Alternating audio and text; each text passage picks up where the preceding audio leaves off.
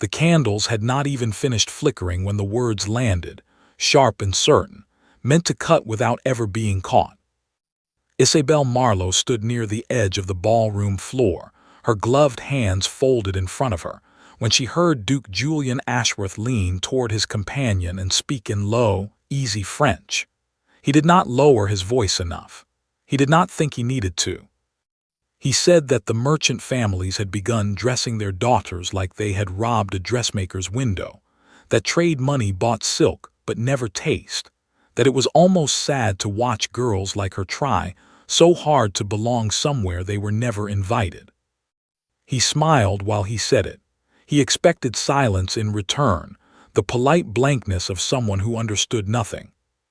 Isabel turned toward him instead. She answered him in French first, her accent cleaner than his, her words quicker, taking apart his sentence piece by piece and handing it back to him with none of its confidence left. Then, before he could recover, she said the same thing again in German, in case his French had simply been for show. Then once more in Italian, slower this time, almost gentle, as if she were teaching a child a lesson he should have learned years ago. The orchestra kept playing. Nobody around them moved. She finished in English, her voice calm, carrying just far enough for the nearest guests to hear every word. "If you would like it translated a fourth time," she said, "I am told the servants speak plain English quite well. I could ask one of them to explain it to you slowly." For the first time in his life, Julian Ashworth had nothing to say. The silence around them stretched long enough to become its own kind of sound. Somewhere near the punch table, a fan snapped shut. A woman in blue silk pressed her hand to her mouth, hiding either shock or delight. It was impossible to tell which. The musicians, sensing the room had shifted, played on a fraction too loudly, filling the space where conversation should have been. Isabel did not wait to see how he would recover. She turned, found her cousin Charlotte Bennet across the room, and walked toward her without hurrying, without looking back, her spine straight, her chin level, every step measured like she had rehearsed this exact moment 100 times before, though she had not. Only when she reached Charlotte did her hand begin to shake. Charlotte gripped her wrist and pulled her toward the terrace doors, out into the cool night air, away from the 100 pairs of eyes that had turned to watch her walk. The garden was dark and quiet, lit only by lanterns strung along the hedges, and Isabel finally allowed herself to breathe. "What did he say to you?" Charlotte whispered. I could not hear the words, only that everyone went still. "He said I did not belong here," Isabel answered. "So I told him in 3 languages that I understood him perfectly."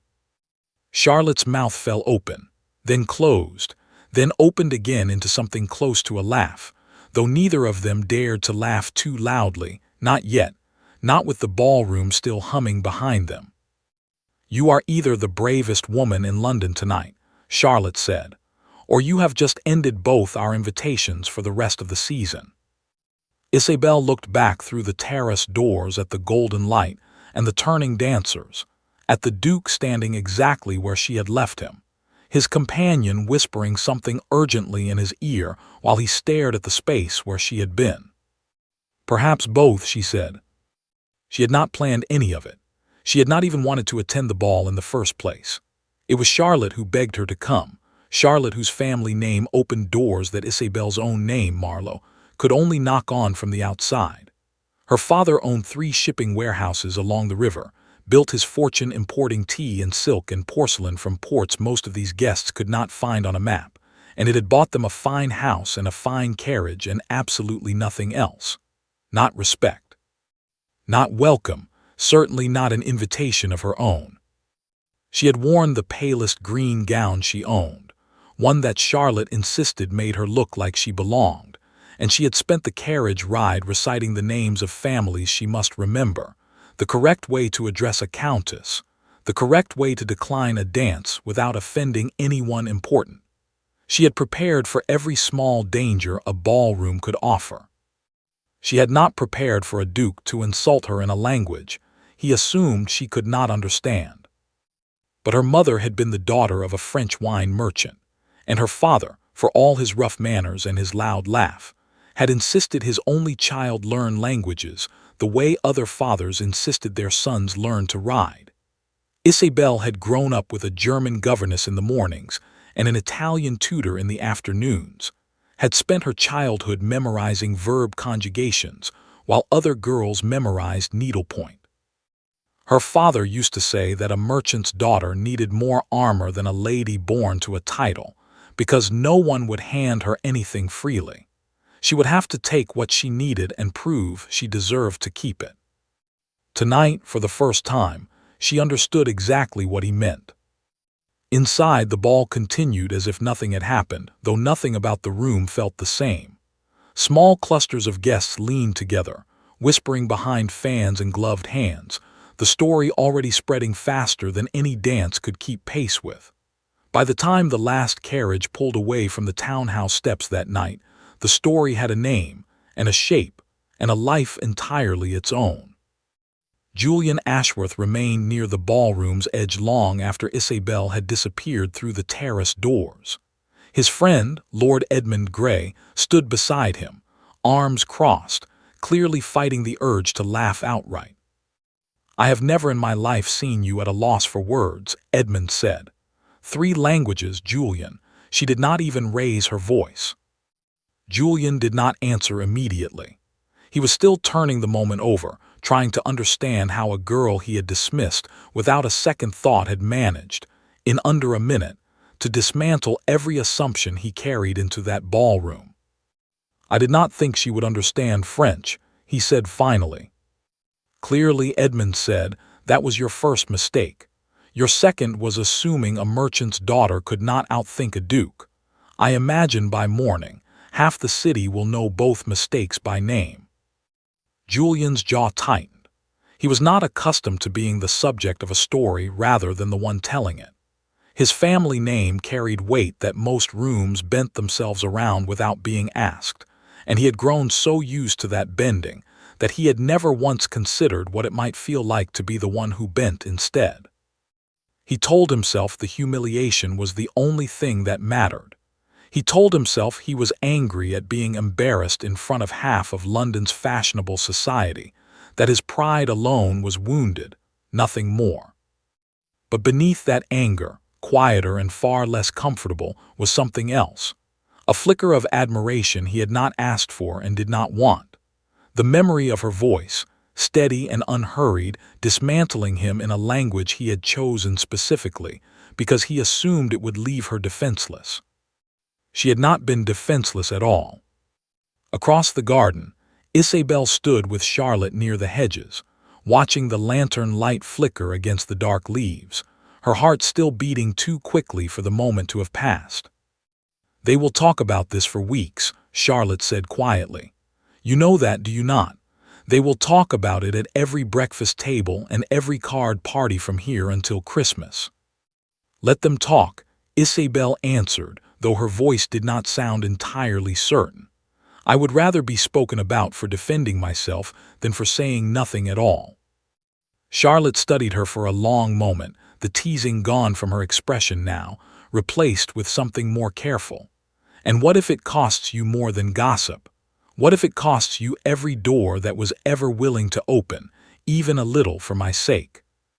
Isabel looked back toward the ballroom, toward the golden windows and the shapes of dancers turning inside them, toward the man who had tried to humiliate her and instead handed her, without meaning to, the first moment in that entire glittering world where she had felt something other than small. "Then I will have learned," she said, "that those doors were never truly open to begin with." She did not know yet how much that single moment on the ballroom floor would follow her. She did not know that within a day, her name would be spoken in drawing rooms she had never entered, attached to a story that grew a little larger and a little sharper with every retelling. She did not know that Julian Ashworth, dismissed so thoroughly and so publicly, was not a man who let such things rest quietly. She only knew, standing in that dark garden with the music drifting faint behind her, that for the first time since she had walked through those doors in her pale green gown, she felt entirely, unmistakably herself. The carriage ride home was quiet. Charlotte fell asleep against the window before they had even left the square, but Isabel stayed awake the whole way, watching the dark townhouses slide past, replaying the moment again and again until the words no longer felt real, until they felt like something that had happened to someone else, someone braver than she usually believed herself to be. Her father was awake when she returned, sitting by the fire with a ledger open on his knee, the way he always was no matter how late the hour. Henry Marlowe looked up when she entered, taking in her flushed cheeks and the strange brightness in her eyes. "You look like a woman who has either won a fortune or lost one," he said, setting the ledger aside. Isabel sat across from him and told him everything, the French words, the German, the Italian, the silence that followed, the Duke's face when he realized there was nothing left for him to say. Her father listened without interrupting, and when she finished, he was quiet for a long moment, staring into the fire. "You did not do anything wrong," he said finally. "You answered an insult with the truth. That is not a crime, whatever the drawing rooms decide to call it tomorrow." "But it will be a scandal," Isabel said. "Charlotte says people will talk for weeks." Her father's expression did not change. "People have talked about me for 20 years, he said. "They called me a jumped-up tradesman when I bought my first ship, and they will call you something worse before this is finished, because a woman who speaks her mind frightens people more than a man who does. But you are still my daughter, and I did not raise you to apologize for being clever in a room full of people who wished you were not." Isabel managed a small smile, the first real one since she had left the ballroom. It did not erase the nervous flutter still sitting beneath her ribs, but it steadied her enough to climb the stairs to her room without her hands trembling. She did not sleep easily that night. Every time she closed her eyes, she saw the ballroom again, the candlelight, the sudden stillness, the Duke's face frozen somewhere between shock and something she could not quite name. She told herself it did not matter what he thought of her now. She told herself the moment was finished, that by morning it would begin to fade the way scandals always did, replaced by some newer, brighter piece of gossip. She did not yet understand that some moments do not fade. Some moments simply wait, quiet and patient, for the right circumstance to bring them roaring back to life. Across the city, in a townhouse far grander than her own, Julian Ashworth stood at his window long after the ball had ended, staring out at the dark street below, turning her voice over in his mind until it was the only thing he could hear. He told himself he would forget her by morning. He was wrong. By morning, the story no longer belonged to Isabel at all. It moved through London the way fire moves through dry grass, quick and hungry, changing shape with every mouth that carried it. By the time the tale reached the breakfast table of Lady Constance Vane, Julian's aunt and the most formidable gossip in 3 counties, it had already grown new details that Isabel would not have recognized. Some said she had insulted the Duke first. Some said she had wept afterward. Some said she had not answered him at all, that the whole story had been invented by a jealous rival hoping to embarrass him. The only detail that remained consistent, no matter how many times the story was retold, was her name. Isabel Marlowe woke to find 2 notes waiting on her breakfast tray, both delivered before 9 in the morning, both written in hands she did not recognize. One was from a woman she had never met, congratulating her warmly and asking if she might call that afternoon. The other was far less kind, unsigned, warning her that girls who forgot their place rarely kept it forgiven for long. She read both twice, folded them, and set them aside without answering either. Charlotte arrived just after 10, breathless and pale, clutching her bonnet in one hand as though she had run the entire distance from her own house. "You must come see this," she said, pulling a folded newspaper from beneath her arm. "It is everywhere. Someone has written it up as though it were theater." Isabel took the paper and scanned the short paragraph tucked between an advertisement for hair tonic and a notice about a missing dog. It described the encounter in vague but unmistakable terms: a certain merchant's daughter, and a certain titled gentleman, 3 languages. A ballroom struck silent. It did not use her name outright, but everyone who mattered would know exactly who it meant within a single reading. "This is not gossip anymore," Charlotte said, sinking into the chair across from her. "This is a story people will tell for years. You have become a legend before noon." Isabel set the paper down carefully, as if it might burn her fingers. "I did not ask to become anything," she said. "I only answered him."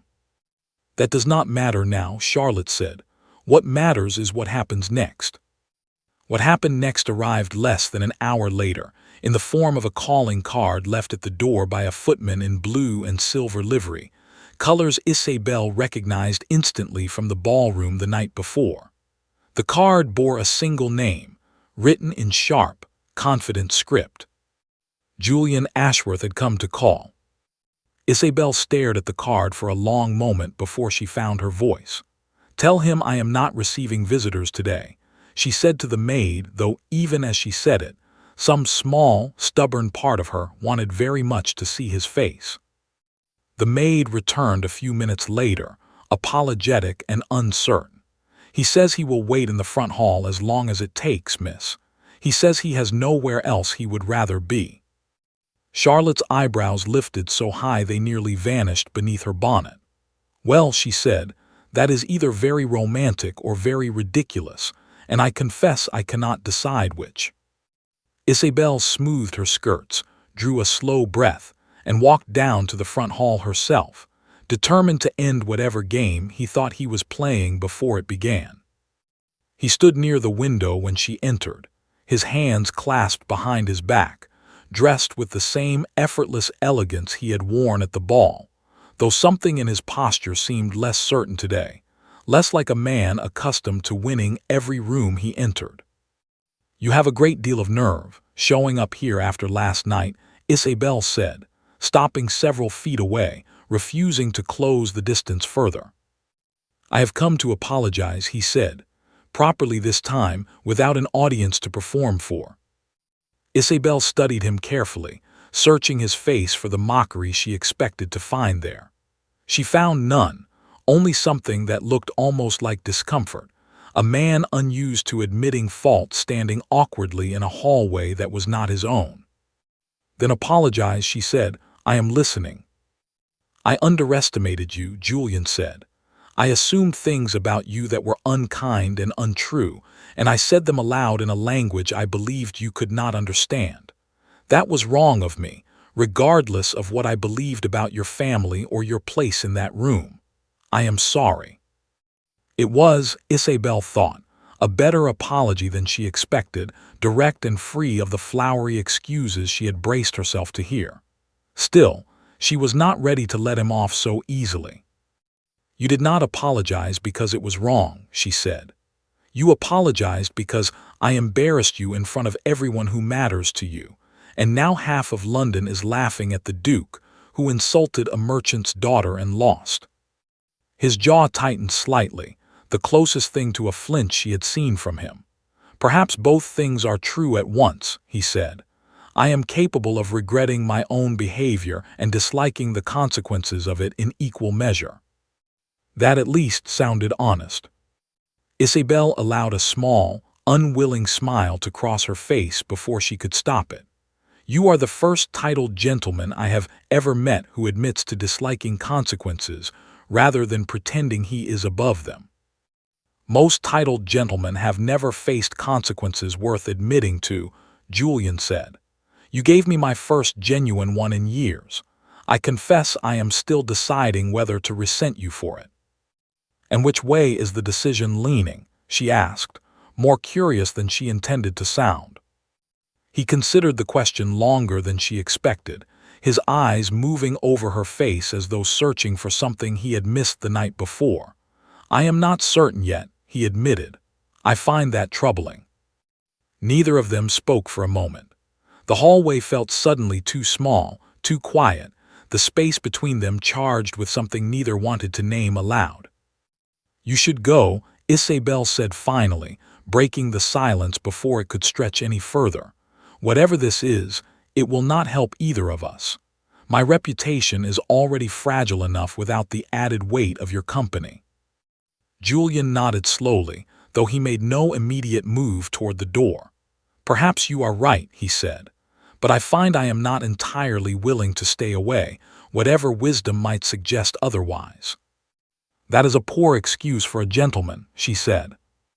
"I have never claimed to be a particularly good one," he answered, and for the first time since he had arrived, something like genuine warmth flickered across his expression, quickly hidden but not quickly enough. He left soon after, and Isabel stood in the empty hallway for a long moment, trying to understand why her heart had not slowed since the moment she walked down the stairs to meet him. Charlotte, who had clearly been listening from the parlor doorway the entire time, appeared at her side with an expression somewhere between delight and alarm. "You are in trouble," she said simply. "I am in nothing of the sort," Isabel answered, though she did not sound entirely convinced herself. Over the following days, Julian found reasons to appear wherever Isabel happened to be, at the milliner's shop, at the small concert Charlotte insisted they attend, at the park where Isabel walked most mornings before the fashionable crowds arrived to make walking impossible. He never stayed long, never overstepped what politeness allowed, but his presence became a pattern she could not ignore, a thread stitched quietly through her days whether she welcomed it or not. She told herself each encounter was accidental. She told herself she did not look forward to them, did not find herself glancing toward doorways whenever she entered a room, did not feel a small, unwelcome disappointment on the mornings he did not appear. She was, for the most part, lying to herself, and she knew it. Meanwhile, the story of the ballroom refused to fade the way she had hoped it might. If anything, it grew sharper with each passing day, twisted by every drawing room it passed through, until Isabel scarcely recognized herself in the version most commonly told. She became, depending on who spoke of her, either a clever heroine who had humbled an arrogant duke, or a scheming social climber who had orchestrated the entire scene for attention. Neither version felt like the truth, neither version felt like her at all. It was Lord Edmund Grey who brought the first real warning, arriving at Charlotte's townhouse one afternoon with an expression far more serious than his usual easy charm allowed. "I would not normally involve myself in such matters," he said once Isabel had joined them in the parlor, "but I think you should know what is being said among Julian's circle. There is talk of a wager." Isabel's stomach tightened. What sort of wager? Edmund hesitated, clearly uncomfortable with the role of messenger. "Several of his acquaintances have made a bet regarding how long it will take before you are, in their words, put back in your proper place.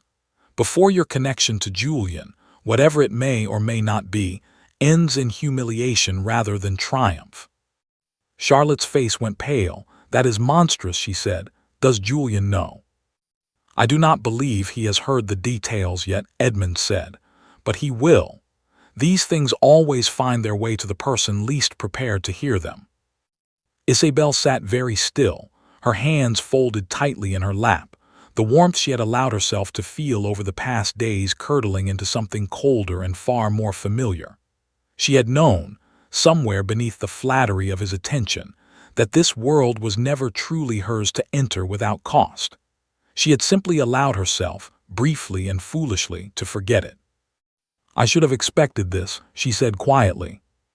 "You should have expected nothing of the sort," Charlotte said firmly.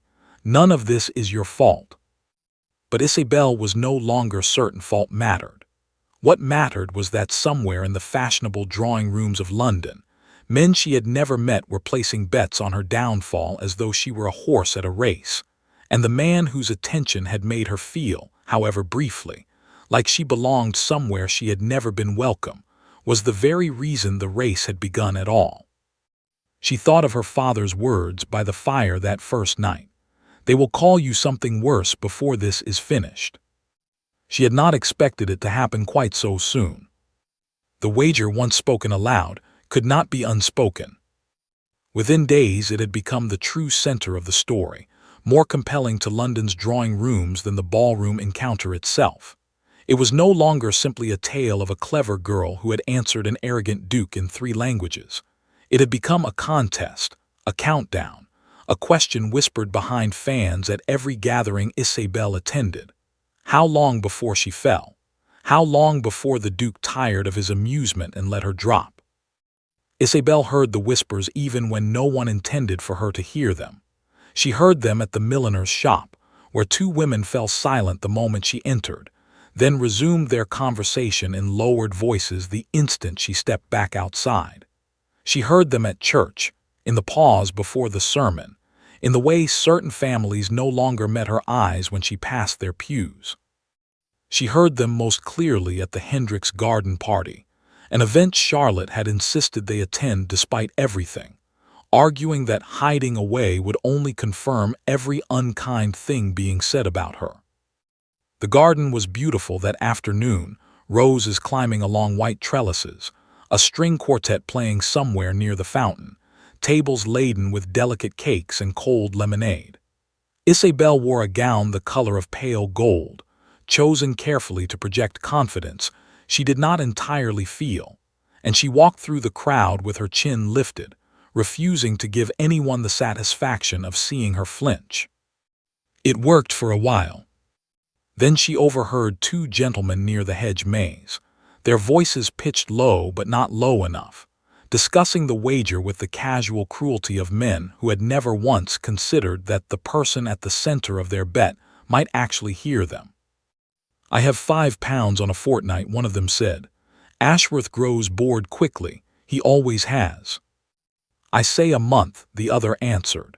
"She is more entertaining than his usual amusements. Clever little thing for a tradesman's daughter. Shame it will end the same way regardless." Isabelle stopped walking. The words settled into her chest like stones, heavy and cold, confirming every fear she had tried to talk herself out of over the past several days. She had allowed herself to believe, foolishly, that whatever existed between herself and Julian might be something real, something that could survive the world they both moved through. Standing there in the golden afternoon light, listening to strangers discuss her future like a horse race, she understood exactly how naive that belief had been. She turned before either man noticed her and walked quickly toward the far end of the garden, away from the music, away from the crowd, until she found a quiet bench half hidden behind a wall of climbing ivy. She sat down and pressed her hands flat against her knees, willing them to stop trembling.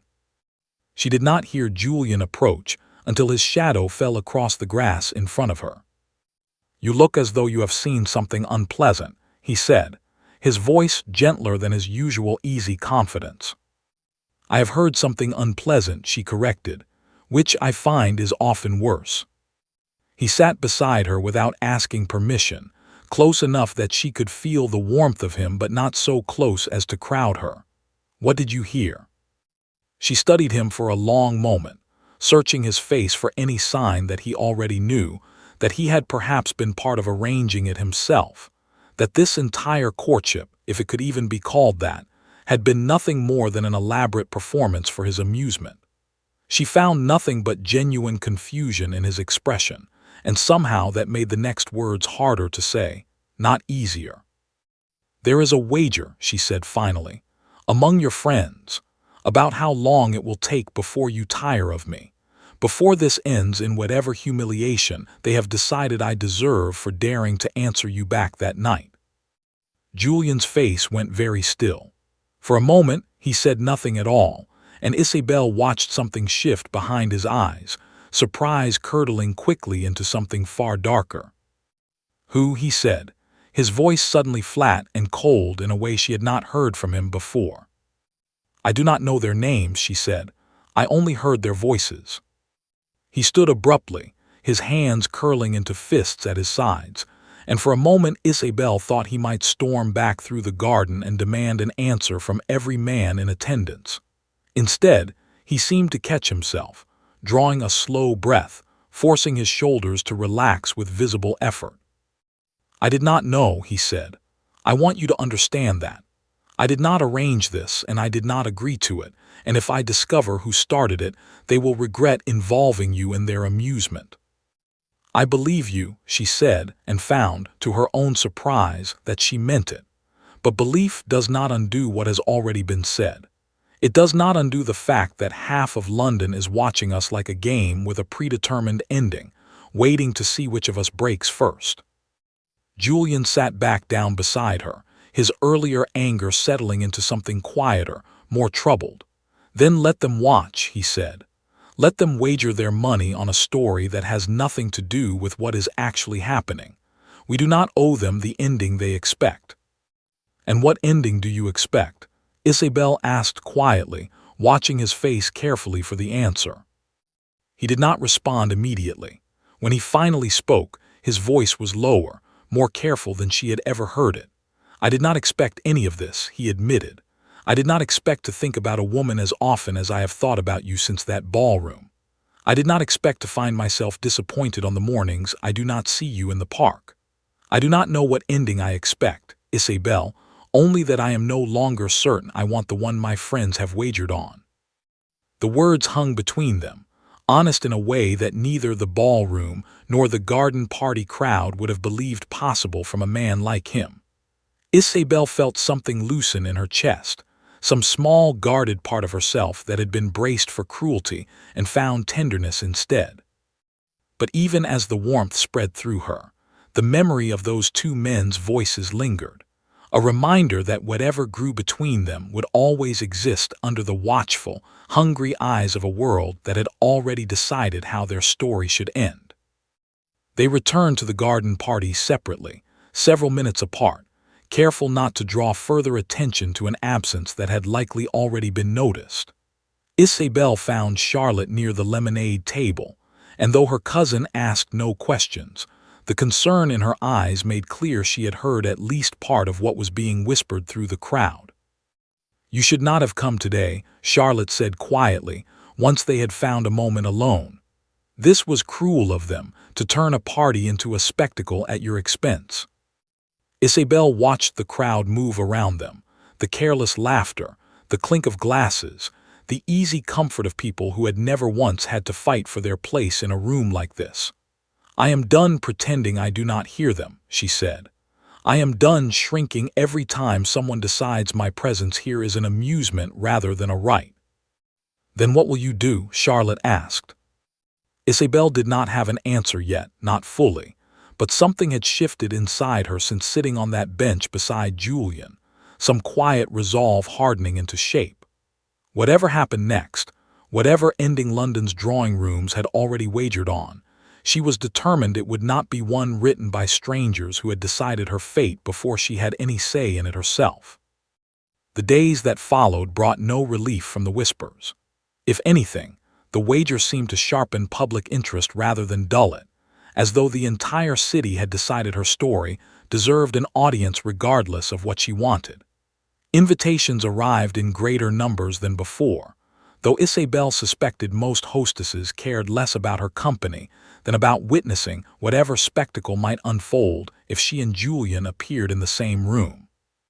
She attended fewer of them than Charlotte would have liked, choosing instead to spend her mornings at her father's warehouse along the river, a place where no one whispered behind fans or wagered on her downfall, where the only conversations that mattered concerned shipping manifests and the price of imported silk. Her father welcomed her presence without comment, letting her sit quietly in his office reviewing ledgers while dockworkers called to one another through the open windows, and the smell of salt and tar drifted in from the water.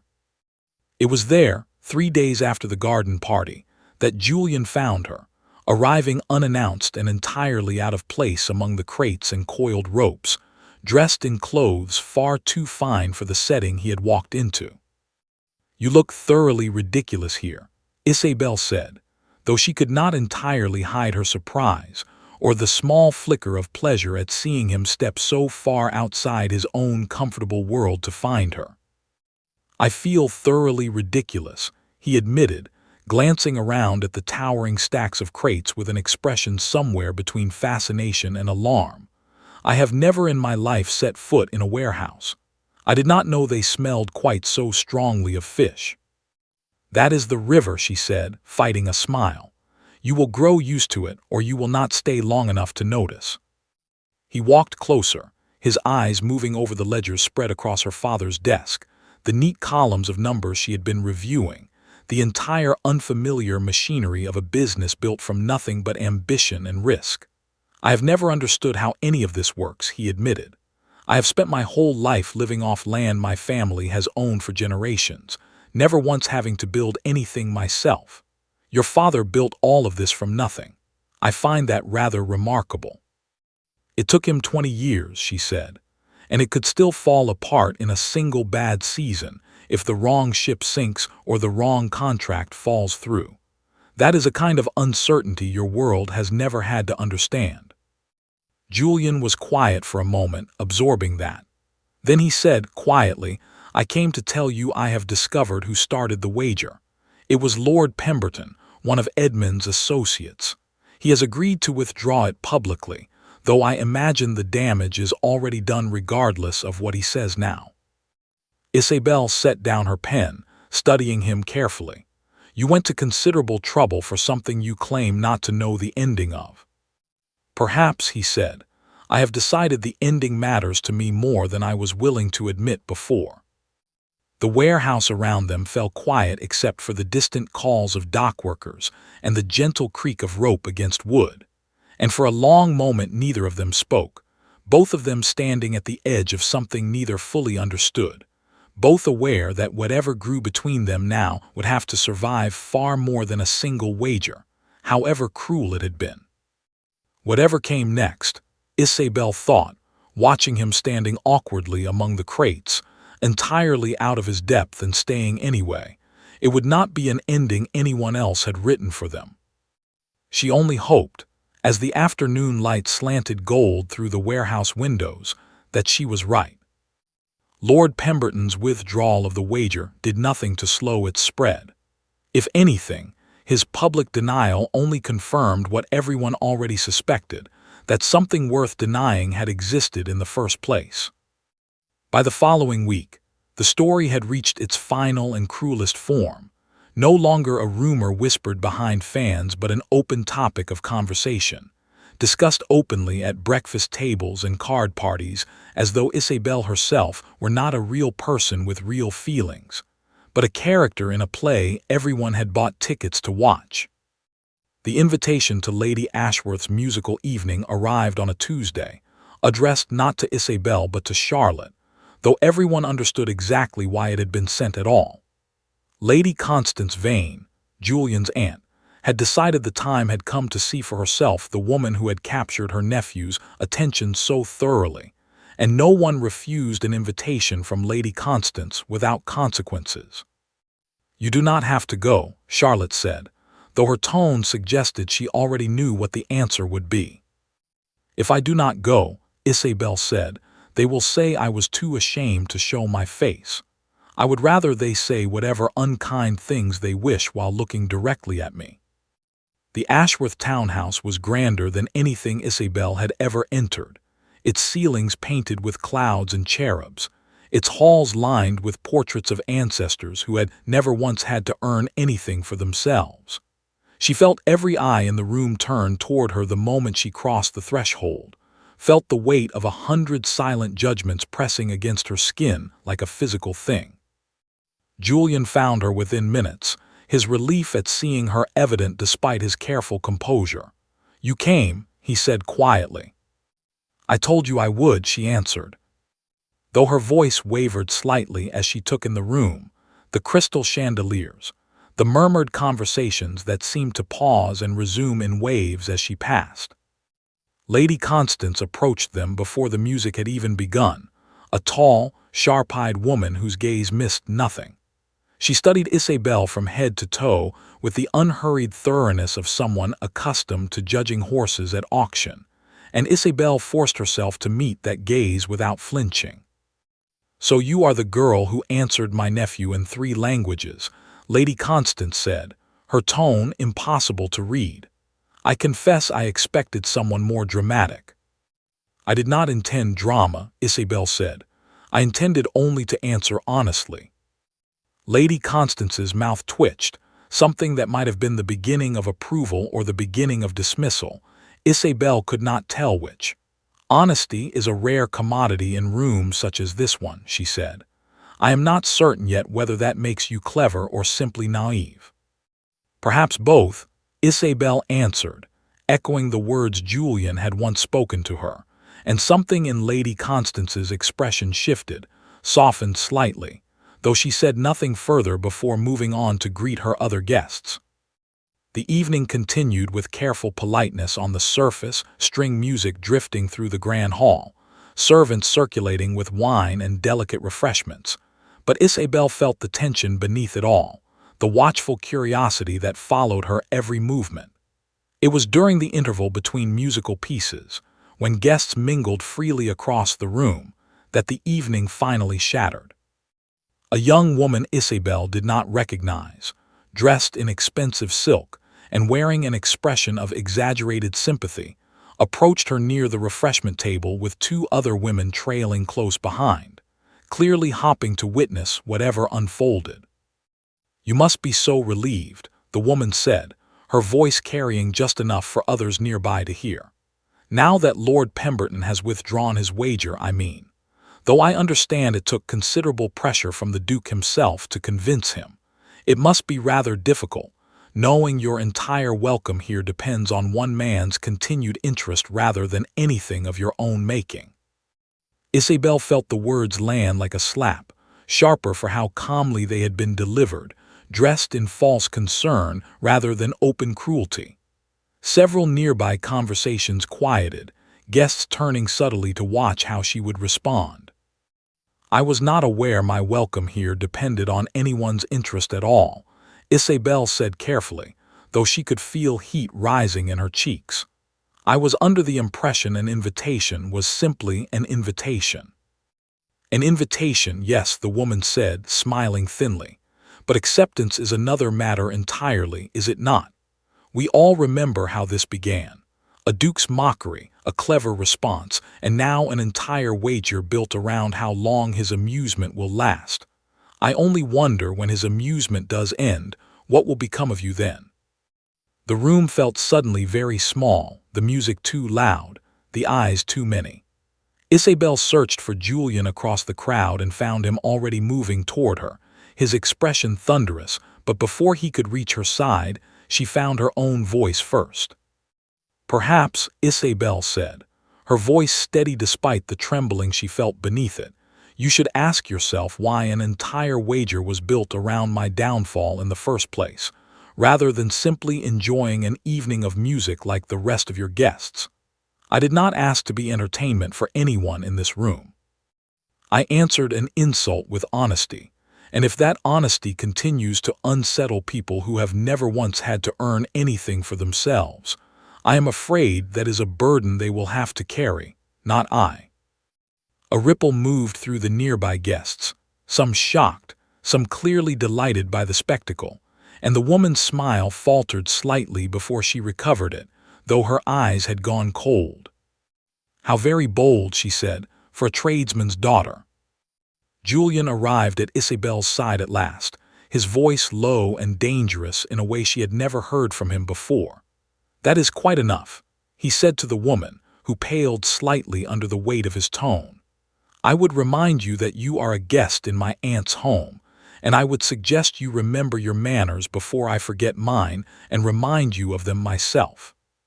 The woman retreated quickly, her companions trailing after her, whispering urgently as they went, and the room slowly resumed its careful pretense of normal conversation, though Isabel could feel every remaining eye still fixed upon her. Are you well? Julian asked quietly, his hand hovering near her elbow without quite touching her. I am tired, she said honestly. I am tired of being spoken about as though I cannot hear, as though my feelings matter less than the entertainment my presence provides. I am sorry, he said. I should have stopped her sooner. You should not have had to stop her at all, Isabel answered, and something in her tone made him flinch, though she had not intended cruelty, only exhaustion, the accumulated weight of weeks spent defending herself in rooms that had never truly wanted her there. It was Lady Constance who found them a few minutes later, drawing Isabel aside with surprising gentleness. "I heard what was said to you," she said quietly, "and I heard what you said in return. You handled it with more grace than most women twice your age would have managed." Isabel did not know how to respond to that, so she said nothing at all. "There is something you should know," Lady Constance continued, her voice lowering further, her eyes flicking briefly toward Julian across the room. "My nephew's family has expected him to marry advantageously for years now. There are considerable debts attached to this estate, more than most people realize, and an alliance with the right family could resolve them entirely. I tell you this not to discourage you, but because I think you deserve to understand the full weight of what stands between you, weight that has nothing to do with wagers or gossip, and everything to do with obligations far older than either of you." The words settled into Isabel's chest like ice water, cold and clarifying all at once. She thought of the warehouse, of her father's ledgers, of the uncertainty that shaped every day of her own family's fortune, and understood suddenly that Julian's world carried its own version of that same uncertainty, dressed in silk and titles but no less desperate underneath. "Why are you telling me this?" Isabel asked. "Because I think my nephew has not told you himself," Lady Constance said, "and I think you deserve the chance to decide what you wish to do with that knowledge before it is decided for you by circumstances neither of you control." Isabel found Julian again before the evening ended, drawing him aside into a quiet corridor away from the music and the watching eyes. "Is it true," she asked without preamble, "the debts, the expectation that you marry to resolve them?" Julian's face changed instantly, the easy warmth draining into something guarded and tired. "Who told you that?" "Does it matter who told me?" she said. "Is it true?" He was quiet for a long moment, and in that silence Isabel found the answer she had been afraid of. "It is true," he admitted finally. "My father left considerable debts when he died, more than the estate can easily absorb. My family has expected me for years to marry someone whose fortune could resolve them. I did not tell you because I did not want it to be the reason you doubted whatever exists between us." "And what does exist between us?" Isabel asked, her voice quieter now, all the fight drained out of it, replaced by something far more exhausted. "A romance, or a solution to a problem you have been avoiding for years." "That is not fair," Julian said. "Perhaps not," she answered, "but I am tired of not knowing which version of this story I am living in. I am tired of wondering whether every kindness you have shown me is real, or whether it is simply the easiest path toward resolving debts my father's fortune could conveniently erase." "Isabel," he started, but she was already stepping back, already shaking her head. "I need time," she said. "I need to understand what is real in all of this, and I cannot do that standing in a hallway at your aunt's house while half of London waits outside to see how this ends." She left before he could answer, moving quickly through the grand hall and out into the cool night air, leaving behind the music and the chandeliers, and the weight of a truth she had not been prepared to carry. The rupture sat open between them now, unresolved, and neither of them knew, as the carriage pulled away into the dark London streets, whether it would ever close again. For 2 weeks, Isabel did not see him at all. She kept to the warehouse most mornings, to her father's ledgers and the familiar smell of salt and tar, finding a strange comfort in numbers that added up honestly, in a world where value was measured in cargo and contracts rather than titles and expectations. She declined every invitation Charlotte brought to her attention, telling herself she needed the quiet, though some nights she lay awake replaying the corridor conversation at Lady Ashworth's house, wondering which parts of it she had gotten wrong. Her father noticed her silence before she was ready to explain it.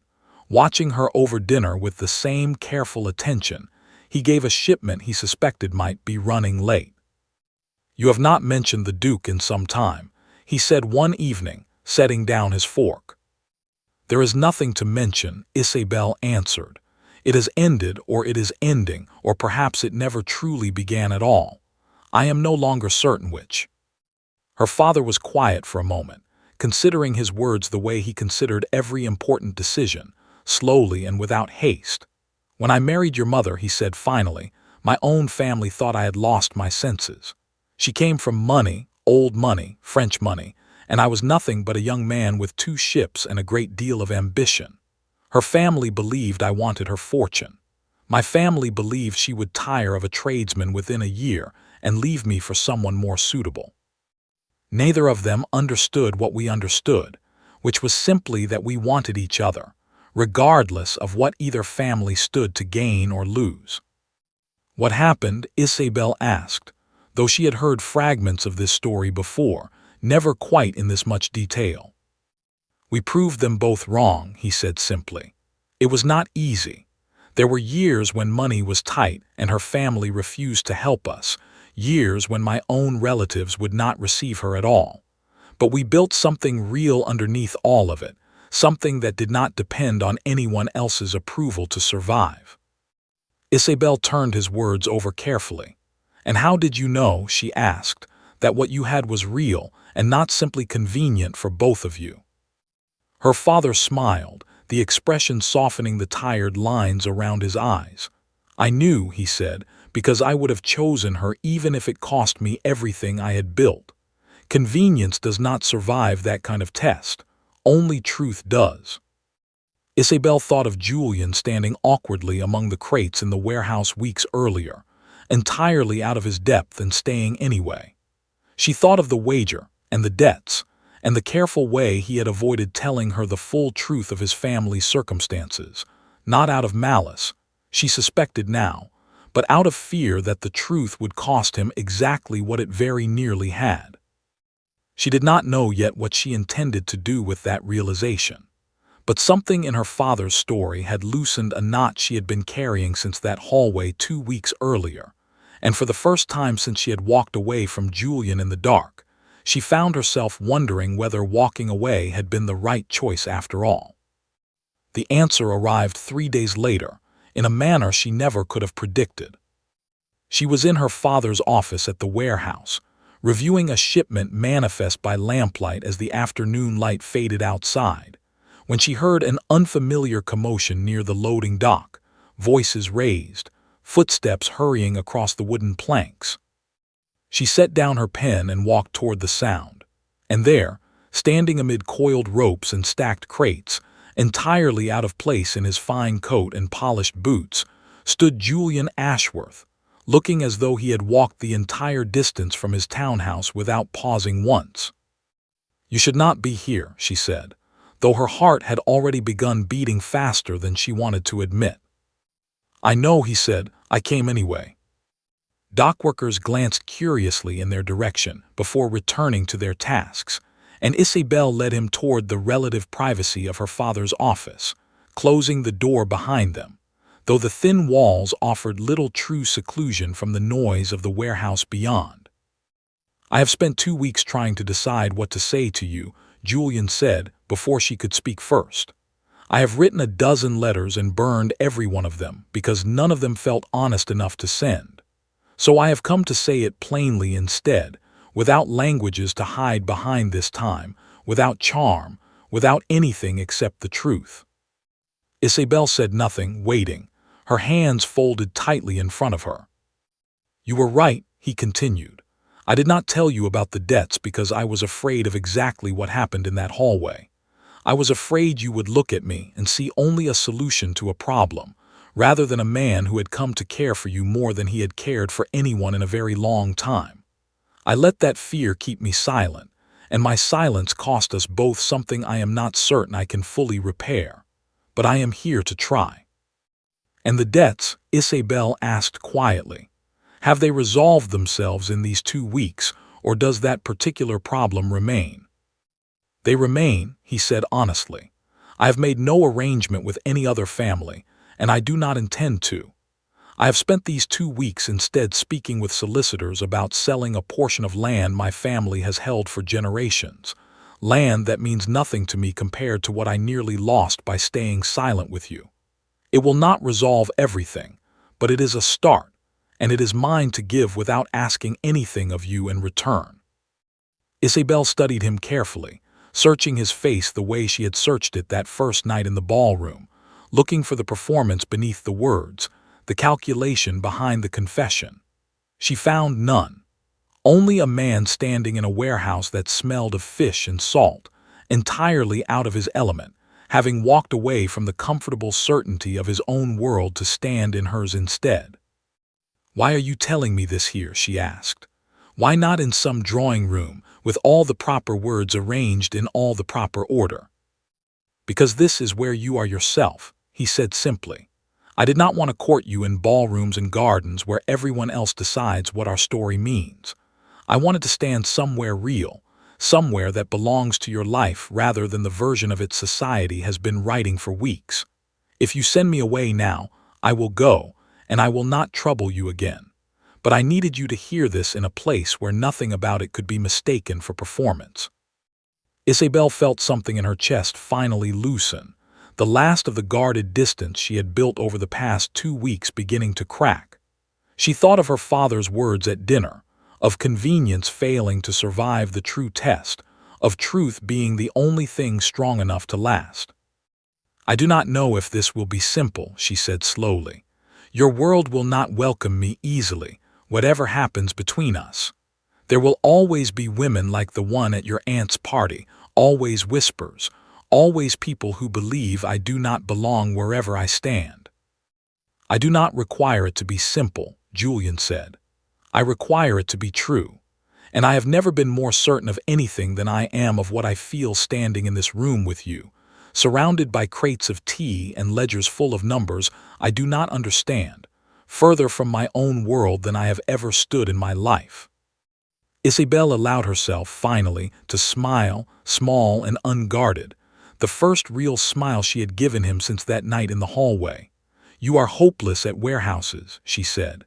"You have nearly tripped over a rope twice since you arrived." "I am told I am equally hopeless at apologies," he said, though he is improving with practice. The tension between them broke into something softer, something that felt, for the first time in weeks, entirely uncomplicated by wagers or debts or the watchful eyes of drawing rooms. Isabel stepped closer, close enough now that she could see the genuine relief in his expression, the fear that had been sitting beneath his careful words finally easing. "I am not agreeing to anything simple," she said, "but I am willing to find out what is true if you are patient enough to discover it with me, one honest conversation at a time, rather than one performance at a time." "I have never been more willing to be patient about anything in my life," Julian answered. Outside, the dockworkers continued their labor, unaware and uninterested in the quiet moment unfolding in the small office above the loading dock. And somewhere beyond the warehouse walls, London's drawing rooms continued their endless conversation, still debating an ending that had already been decided, though not by any of them. Months later, when the story of the Duke and the merchant's daughter was finally retold for the last time in any drawing room that mattered, it had lost most of its original shape. Exaggerated and softened by countless retellings until barely any of the original truth remained. But those who had truly witnessed it, Charlotte, Lord Edmund Grey, even Lady Constance herself, remembered it differently. They remembered a woman who had refused to shrink in a ballroom built to make her feel small, and a man who had learned, slowly and imperfectly, that the truth was worth more than every convenient silence he had ever kept. Isabel never forgot the whispers, the wager, the cruelty dressed as concern that had followed her through those difficult weeks. But she learned in the end that none of it had the power to write her story for her, not the drawing rooms, not the gossip columns, not even the world that had never expected a merchant's daughter to answer a duke's mockery and win. She had answered him in 3 languages that first night, because she refused to let silence be mistaken for defeat. In the months and years that followed, she answered every whisper the same way, not with anger, not with retreat, but with the same steady, unshakable honesty that had carried her through every difficult room she had ever walked into. It was, she came to understand, the only language that had ever truly mattered.